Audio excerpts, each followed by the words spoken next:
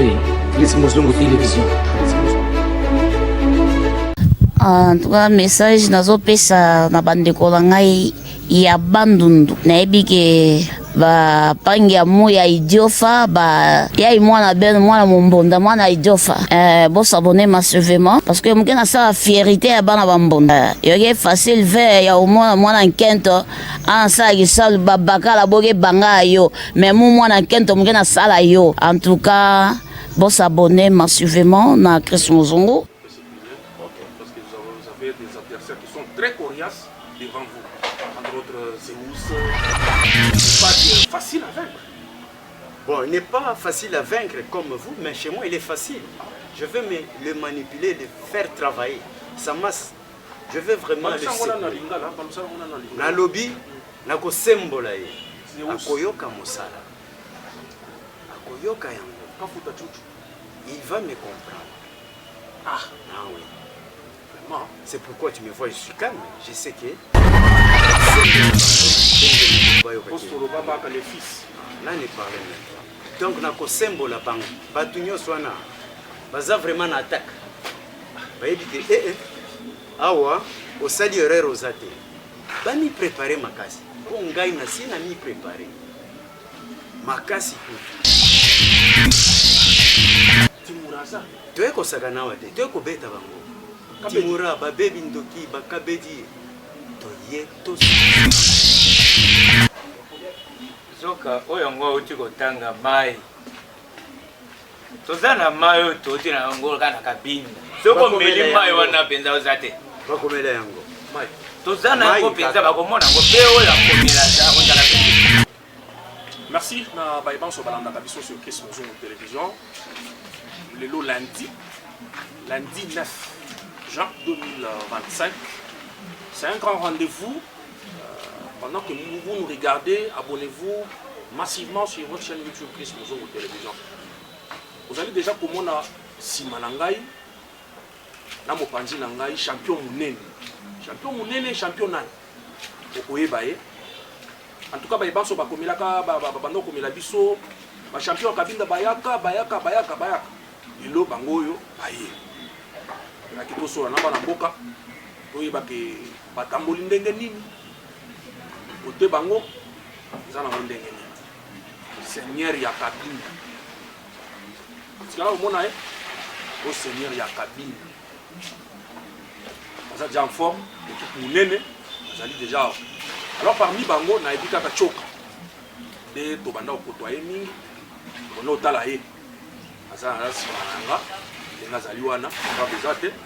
Seigneur Chinanfumu, moi Bélan de Komona Chinanfumu.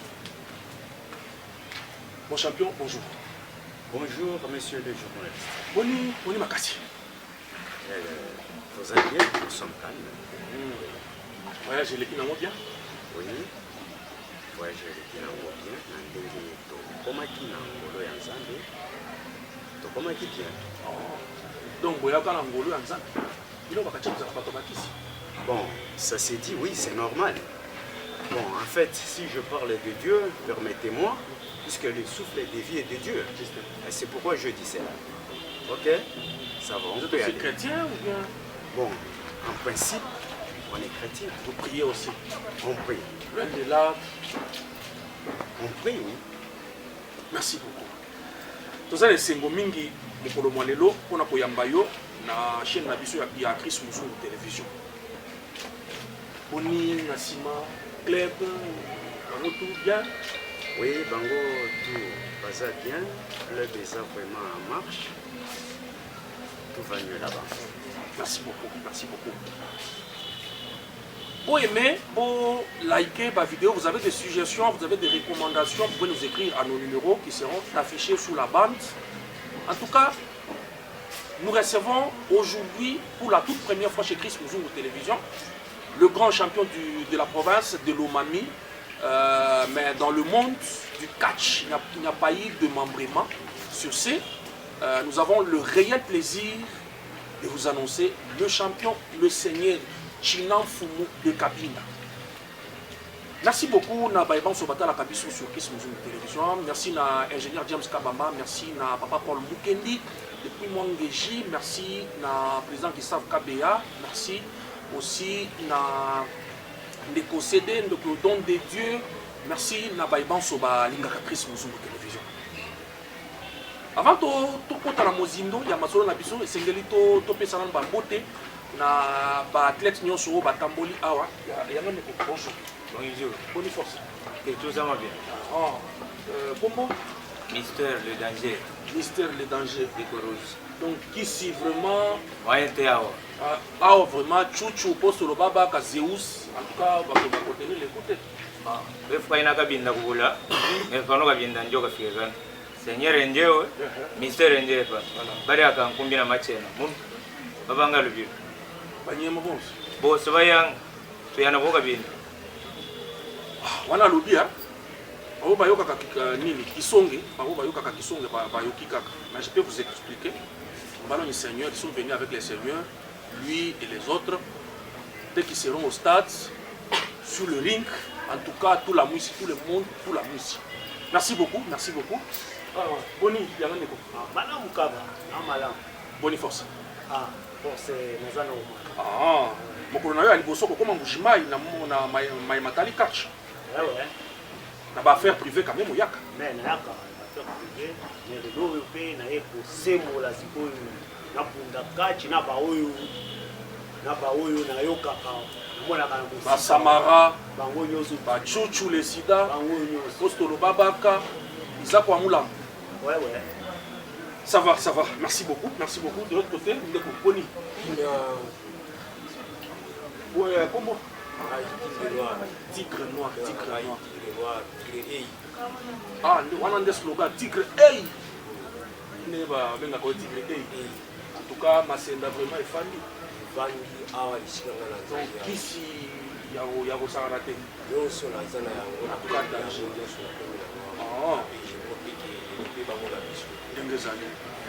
Merci beaucoup. Yekuna wana champion choka. Wana tuzaka na ye mingi champion Boni. Nicolas Belé, hein? Vous avez dit, hein? C'est pourquoi. Vraiment. Alors, amis sportifs, abonnez-vous sur Chris Muzungu Télévision. C'est comme à la coutume, quand vous êtes au sein de la cabine. Toyambi Bango Mokolo Malelo, Toyambi Seigneur Yakabinda, en tout cas Seigneur Chinan Fumu, Mwana Bilande, du Catch Club Force Tranquille. C'est lui le leader. Ya catch. Seigneur, pourquoi il s'habille au banda catch n'engenu au bandela wapi? Bon, en tout cas, merci beaucoup, monsieur le journaliste.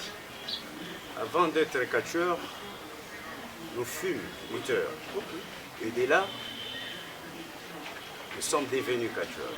Puisque on n'a jamais été catcheur sans pour autant passer à la lutte. Et la lutte se justifie en deux phases. La lutte congolaise ou moderne. En deux phases, la lutte gréco-romaine et la lutte libre olympique. Et à cela, il y a la lutte traditionnelle, pratiquée par les gens qui étaient du côté Bandundu, par-ci par-là. Là, il y avait la lutte Kaboubou, Mokako. Je ne peux pas avancer encore puisque je n'ai pas fait cela. C'est une petite commentaire là-dessus. Vous êtes passé par le maître de qui? Le maître qui est celui qui vous a forgé. Bon, dans la jeunesse, si je peux le dire, dans la jeunesse, on était attiré à faire le sport, on s'est démené. Bon. La gymnastique comme à l'école, c'était dans ce sens-là. Et moi, j'aurais préféré quelque part à faire la lutte. J'ai commencé avec la lutte. Et j'ai progressé. Et de cela, après un temps, je suis devenu catcheur. Vous faites aussi un bagarreur de riz, peut-être? Parce que ça, vous quittez d'une phase à une autre. Non. Il y a ceci. Tout est programmé et organisé. Et tout est coordonné. On ne peut pas faire ce que vous venez de dire là. C'est loin de moi et de mes idées. Pour nous, c'était une discipline. Cette discipline-là était noble. Parce que il y avait des mesures dont on ne peut pas déraper. Il fallait vraiment être dans la discipline pour connaître ce qu'on faisait. Justement. Si on le faisait, ce n'était pas pour la brutalité comme ça. Parce que nous pensons que être catcheur, être un boxeur, la plupart des gens sont des bagarreurs, ils sont comme ça, des turbulents, c'est les gens qui sont... Je manque le terme. Bon, les gens qui parlent des pensées peuvent le dire, ceux qui parlent des idées croient aussi autrement.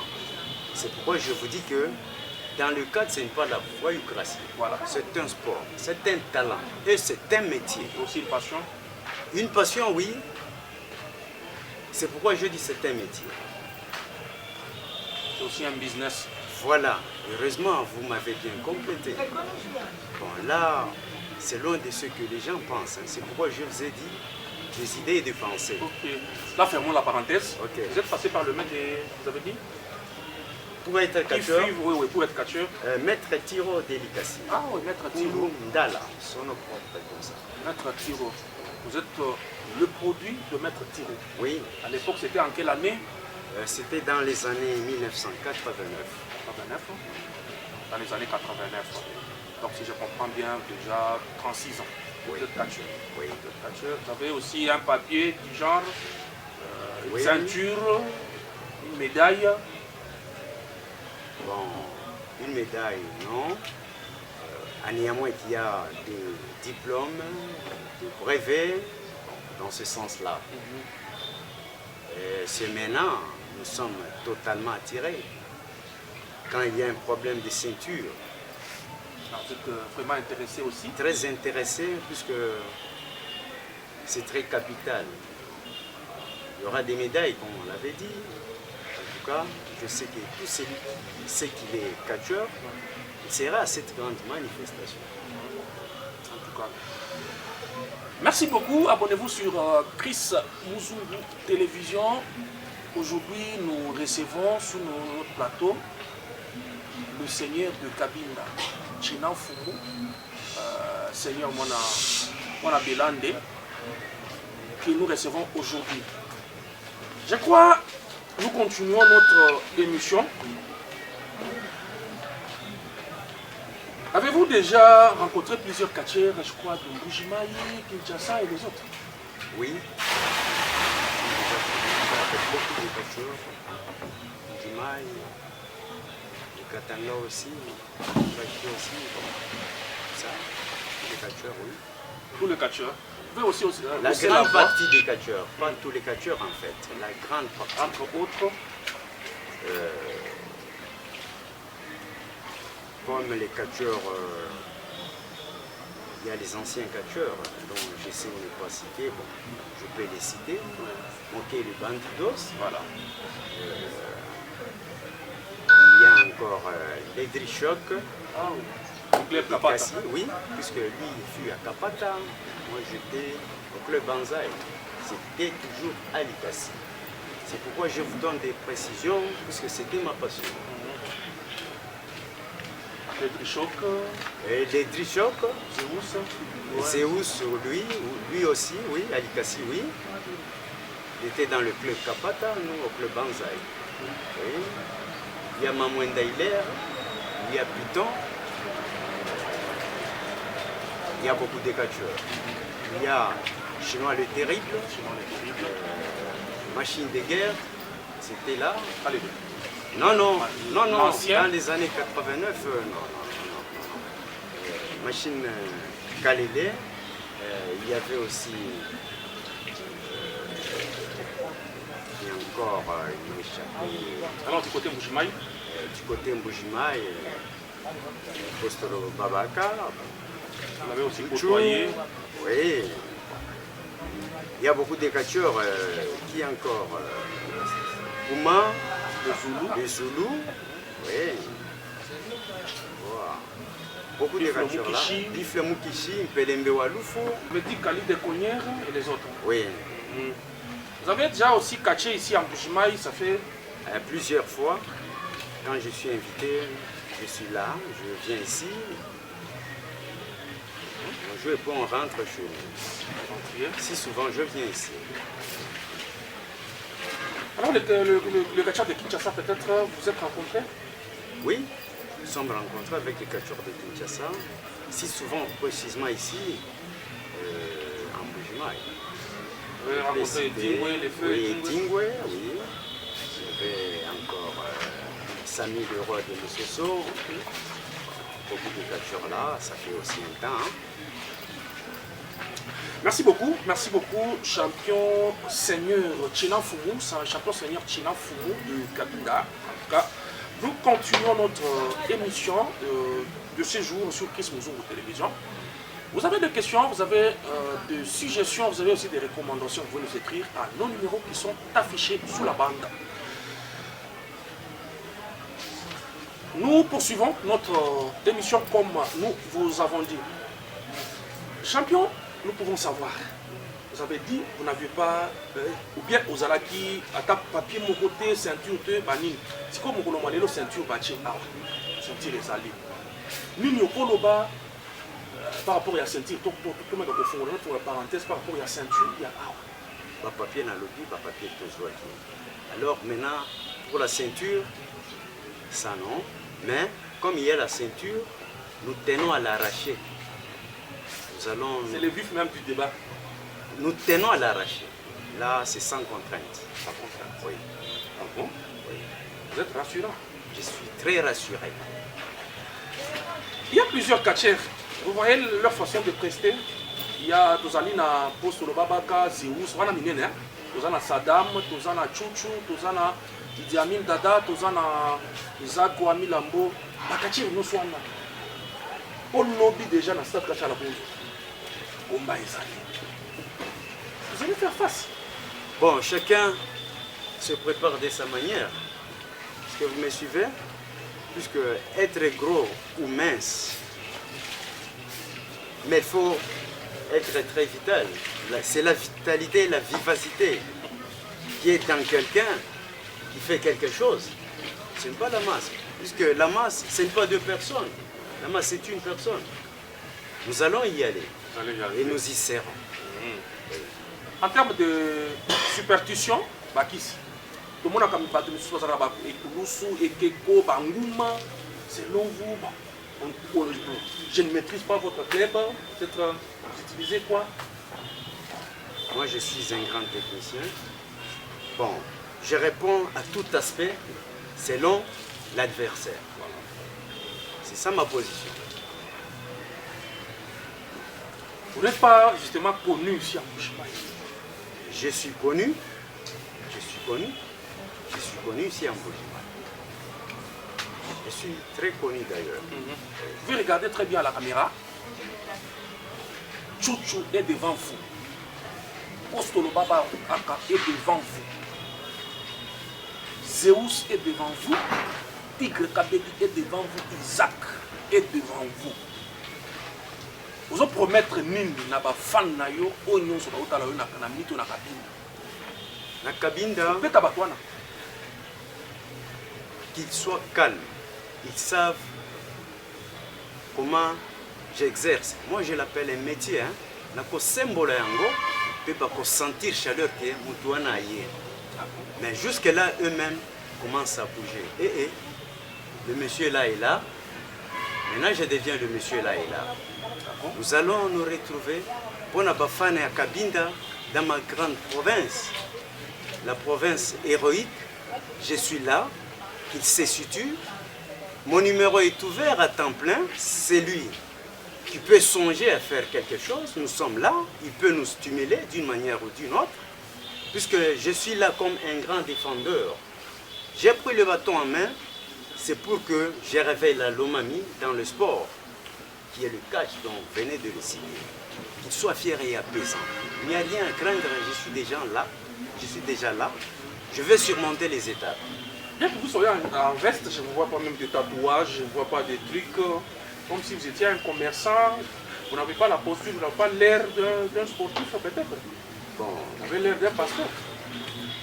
comme vous le dites, mais tout sera dit par le contraire, puisque je serai là en os, en chair et âme. Ce n'est pas mettre les histoires, c'est ça, non. Bon, je ne sais pas. Hein. Il faut me poser des questions comme ça. Bon, ça commence un peu là à me déranger. Donc, comment vous prenez les catcheurs, comment ils se comportent, voilà. Hein. Une diplomatie comme ça qui n'est pas si bonne. Un catcheur, c'est un grand monsieur. Ça, je vous dis. Un catcheur, c'est un grand monsieur. C'est un grand star. Ok, il peut mettre tout ce qu'il veut. Cela dépend de sa manière ou de sa nature. Bon, je ne sais pas. Moi, ça peut me dépasser. Hein? Mais nous sommes tous catcheurs, ok? Comme nous sommes catcheurs, bon, pas tellement la différence. Il y a beaucoup de catcheurs qui sont comme moi. Je peux vous citer comme Puma les Zoulous, s'il passe là, malgré sa masse, qui peut connaître que c'est un catcheur. Ça dépend. Même Zeus, s'il passe là, qui peut connaître que c'est un catcheur. Ça dépend. Quelque part, je ne sais pas commenter. Hein. Ok. Votre style? J'ai dit, moi, je fais beaucoup de techniques, mais si je trouve quelqu'un qui veut faire ce que lui connaît plus, là, je le réduis et je me transforme. Est-ce que vous m'avez suivi? On peut à un moment donné s'éterniser là-bas. Parce que j'avais voulu justement vous stimuler afin que vous puissiez sauter. Okay. Donc, quelqu'un qui est plus dans la technique, vous décrochez dans la technique. Voilà. Maintenant, dans la superstition, là aussi. Là, je défends. Là, je défends. Puisque je vais le neutraliser et je surmonte ces étapes. Ah oui, c'est ce qui est capital. Même s'ils viendront nombreux. Bon, là, moi, je ne vois pas la masse. Moi, je vois l'individu catcheur devant moi. Allez-y comprendre. Nous recevons le champion, le catcheur Chilan Fumu, le seigneur de cabine de Chilan Fumu, moi Belande, en tout cas sur Qu'est-ce que vous tout ça, c'est vraiment, Mokolo Malelo, Mokolo Liboso, il y a un champion. Mais champion, Yaka, mais pour la toute première fois, nous recevons. En tout cas, nous continuons l'émission. Organisation. Vous avez déjà un organisateur? Oui. Quand nous sommes arrivés, nécessairement, avant que nous soyons ici, nous avons eu des invitations. Bon, je dirais une invitation collective. Ça nous a stimulés à être ici. Comme ils sont bien organisés, ils nous ont logés, ils ont fait ce qui est nécessaire pour nous et nous sommes là. Ils viennent nous dire bonjour, bonsoir. Bon, je dis que ça va. En dehors de ça, il n'y a rien. Vous êtes quand même à l'aise? Je suis à l'aise, je suis à l'aise. Vous êtes comme chez vous? Parce que c'est oui, comme chez moi, oui. À l'aise? Oui, on est à l'aise. On vous l'a dit à Pio, au Méli. Oui, c'est bon, nous sommes là. Ouais. C'est bon, nous sommes là. En tout cas, nous sommes là. Il y a une chose, tant qu'on a là, je suis en train de sentir une chose. En tout cas, Ekoinda. Quand on est pour nous convaincre, je suis en train de sentir. Peut-être que nous sommes sous-estimés, mais Tokumi Kuna, Mambouyame Balou. Vraiment. Tous les gens ont la question, il y a posé champion. En tout cas, vous avez vu de quelle manière il est en train de s'exprimer librement. En tout cas, sa façon de parler vraiment me plaît suffisamment. Après maintenant, mon bouquet, tout le monde a sur la yo style na yo za style. Là, ça boy, là technicien. Eta surtout na technique. Oh, na kolo bana kisongia. Ata chuchu. Tafelo kutoka binda. Na mutufushi. Ari mwendera bano bana bachenga ba petit mamale. Dada, Kotazo, Saddam, Babo Somba kufika mukabini. Baluka kuno. Abena pa befuka na ngeshi mystère emun. Mbeyo cheshi muri moyukuti. Tango bango bazyo kateke mystère za déjà mbuzima yao. Motema ezobeta bango. Na pesa bango bulo penza kabinda. Baonyo na tangi ona. Baza batu basi bakoma kabinda. Namoni mystère ndenga bundaka. Namoni loko moko makasi te, wango na oloba, eza teke toza biso so bana mibali. Tango moni biso toye, tala kabinda. Equipe na biso nyonso, moto azoto minene aza te biso tozala bana mike nzoto moke me makambo ebele mpe mosala ebele kutu nde yango toyebana teke te bayokaka mpe bamosusu bayaka bazomilakisa teke biso nde bakatielaka binda biso nde bakatielaka binda bawana bakosaka champion akabinda yo oyo bakatielaka binda nde biso oyo nde toye siko kolakisa force ya club na biso mpo to défendre siko province na biso ya lomami nde ntango bomoni biso kotoa ye mpo na teke tobunda na ndenge namoni teke kotikala pete ezokende mpona bamonaka binda te kabinda yango nyonso balobaka masende boye kindoki bazoya komimonela yango boye bakende na stade bakende komona nyonso yango bayokelaka na mosika wana bakende na stade bazokende komona yango nyonso. En tout cas, merci beaucoup. Merci beaucoup. Singayo, vous allez aller. Ngai awa ozali komona ngai nazali vrai technicien terrible nabundaka na ngai na technique na mayele na souplesse na beauté na rapidité naza très souple que jamais nyao. Ah bon? Ouais. Donc totem ya nyao. Donc son nyama sakani tak. Bon? Merci beaucoup regardez Ndeko. Yopé. Aïe na Côté ici ou bien technique. kosala nyonso oyo nga nayebi ndenge nga na kosala ndenge nga na kobunda mpo bayeba te. Donc devant postolo babaka en tout cas kosimba te. mpona postolaka njukumukupila postolaka njukumukupila bwalisa mumukupile kamunini yekokamina pano na muvila pano mumbujima bon tumona nenembi bino mpala ni mpala tupisha nenembi njumwana mulume na pouvoir ni maître seigneur jinembi pano tete mumapa sikananga nkoko teka bana bende mumapa mpona babembi ni champion wani okondefendre Tigre noir. En tout cas, pour que ça soit solitaire. Plus na yo vraiment ba yo ka solitaire. Kupila kamuni kunyenga kamushimo ndikunyela ngashi munyengwa. Tukena vula kana kupila. Woshu kuivina. Mwene kulia woshu kupakila mwana wetu woshu mwene kulia kutupakila. Afrika mumbushimani champion. Mwana belande China be. Kutoka bana ngene la tsopa, kubile shike kukole wetu masinde yetu kuchi. Iba kupila kiba nyenge kamushundu kunyingira ngashi munyengwa. Nilu ngamu libe pate. Tinga munabo kwetu tukeba teke kamu munyengwa. Ni mwe mune ibonshi. Mama Badiano. Merci beaucoup. Wana kisonge bien kiba jalo. Kisonge kudia kena buria on va s'en yango boye na yoki mwa muke na indika mwa muke quand même j'ai compris les messages. Ouais Tiota, je crois yo tozalaka na yo mingi namona yo na bakomba ebele awa boni makaswana ezonga. Merci mon collègue journaliste nyakuli mushuko kwa tutayari merci beaucoup bife mumwana bi biges binyenga mubansha bibe mumwana wesu fana mumwana mumvu ndwanga binyenga mubansha sangwa kubano ni kale ngokana ngani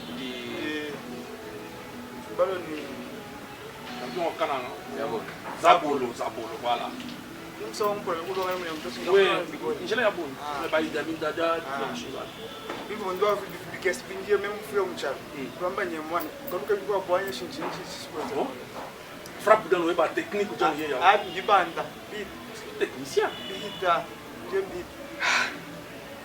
Vraiment, vous s'abonnez à la chaîne Chris Muzungu Télévision. En tout cas, Bilengia Kachi Zobanda, Bilengia Kachi Kubanda, Lobby. Déjà aujourd'hui à 14h, à champion de Bazali Boye, Moutuke Koya Awa, tous les Awa dans un espace à court de grand.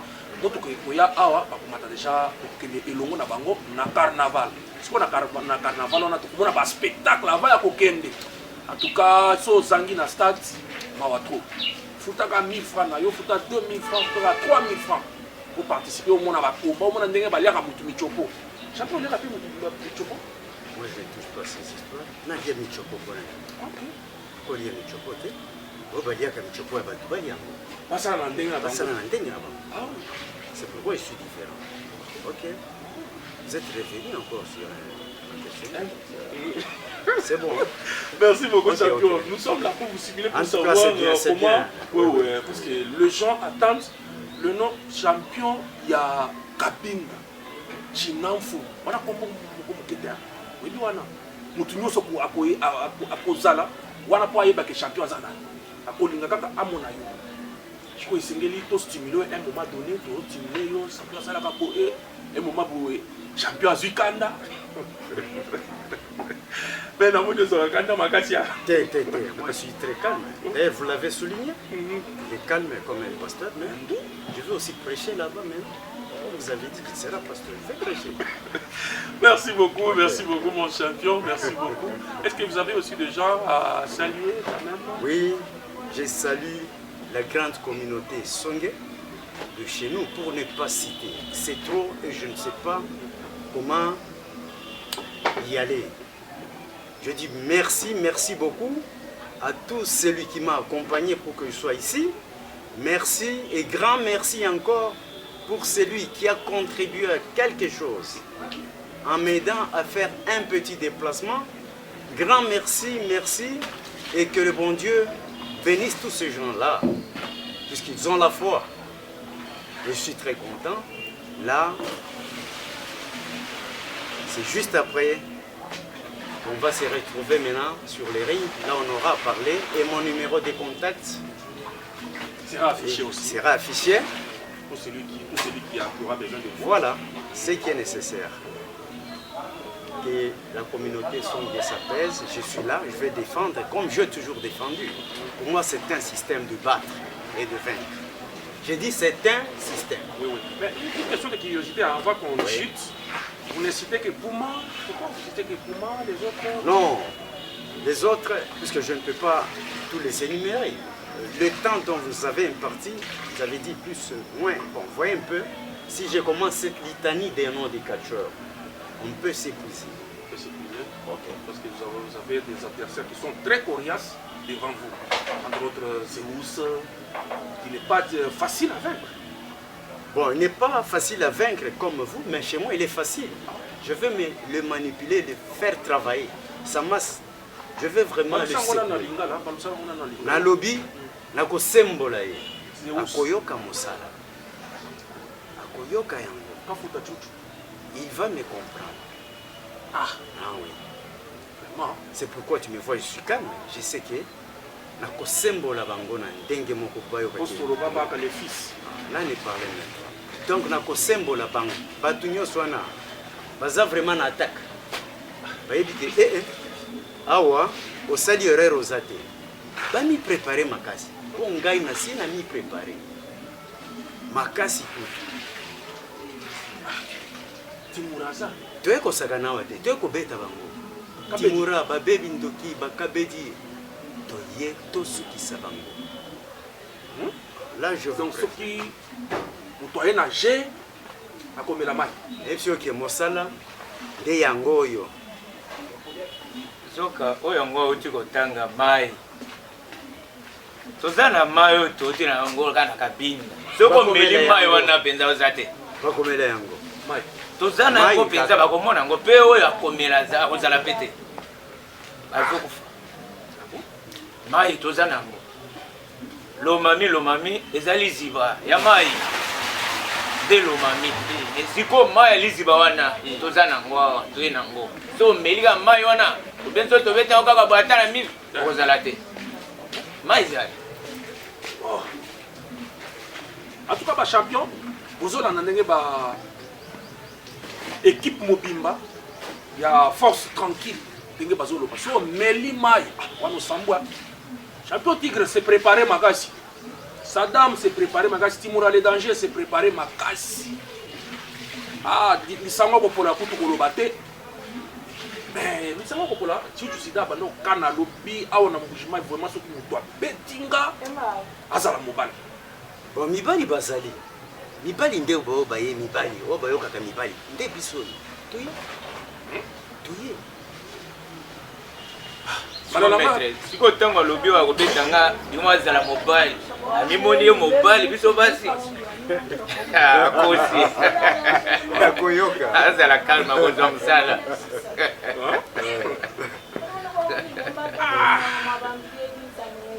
Vraiment.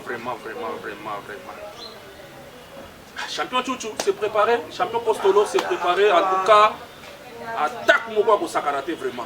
Mon message Moko ya suka poto le kakotika bino, peut-être beaucoup ça pour que nous ça la sorti, peut-être pour se détendre. Maître. Bino bien na monomé. Wambesi. Bana betu boso mulu seng. Bana betu boso bamuka binda bekuno mbushimai. Jean Kalembo, Sami Lunga, Ulungu Demulu, Ali Mbayu. Naba musu wana tuko tanga te. Ekala posé, tu vas quelque signer, tu vas beaucoup faire déjà. Kabinda kano ke samba bon. Akui tuchinyisha, ubia kitabi kwa et puis tolkatina okabini. Tulungula bana betu bo signer, basha le kabin kana ditala la do sube signer ba champion bende balukanga. Na kuichinto atachi mune to bafi kuno to fine to bifanya ku bile spandi beka na chindi kwa. Mena bano batu bafi mu mbushima ti yo mone chine chikudinya. Tu amone mapipo yana obana ba kuno mbushima. Mena tatu akutemune shibino na binonya. Byose lati limwena ngakwa. Bya ngawula kabina muchilande mwana muilande. Mufana kutebanya lo bachako eto tanishimisha jina loba. Mwana wa mutambasadam. Honorable Mbanga Tabini. Muyuche mwana chimuye. Kaunjeka shama konse. Barikokwa, sete ale, barikutulonda, mboga tulonda mbachile bwingi, talabi tuteba bienda bishilena, bia mbwaku yukamba, bia bishilena, na nyimu tutono, ulikonche kabiri wanda bishilena. En tout cas, merci beaucoup. Merci beaucoup. Mon message, mon lingala, mon message, mon coupe, c'est la public Mobimba, ya Congo Mobimba, oh, il est championnat, oh, et Zelami, Langola, Brazzaville, Kikapa, Kinshasa, Lubumbashi, message pour rassurer tous les fans, tous les mélomanes au Balingaka catch congolais. Au Balingaka catch congolais, vraiment, Bazala totalement branché. Puisque moi je peux dire ceci, Nakoloba, c'est pour la première fois que la 4e édition, si je peux le dire, c'est pour la première fois d'ailleurs, une grande organisation sur place ici, en Bujimaï.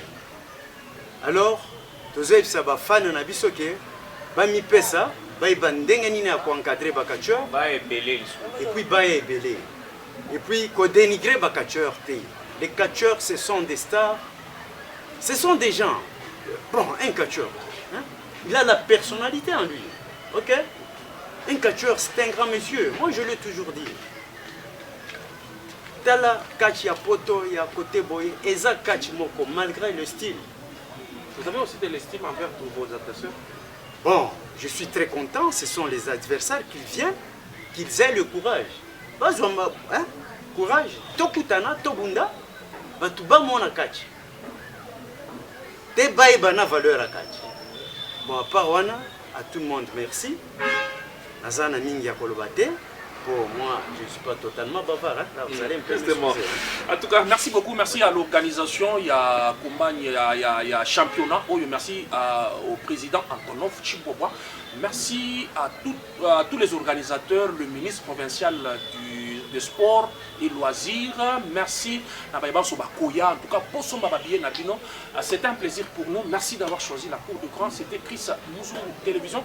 Merci Nadiam Skabamba, Paul Mukendi, Gustave Kabeya. Ndeko Don de Dieu, Ndeko CD, en tout cas, on a sont des partenaires. Chef Kamouina Kantumba, chef Kamouina Sapo, Tatouakan soit anti-Balfort. En tout cas, Minga Kolobeza, mes condoléances au petit perdre Ndeko Nayo. Wampa Makaba Sela, en tout cas, je crois, l'Obindo Kende Kinshasa, en tout cas, Kende Kuna Kozonga. Information sur ya catch, en tout cas, opposé l'angle et pas à Chris Mouzou de télévision. Merci beaucoup et à nous revoir.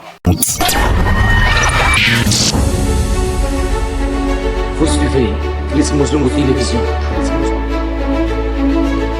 En tout cas, message nazopesa na bandeko na ngai ya bandundu. Nayebi ke ba pangia moya idiofa ba ya mwana ben mwana mombonda mwana idiofa. Bon s'abonner massivement parce que mukena sa fierté ya bana bambonda. Yoge facile ver ya mwana nkento an sa gisal babaka la boge banga yo mais mwana nkento mukena sala yo. En tout cas Bon s'abonner massivement na Chris Muzungu.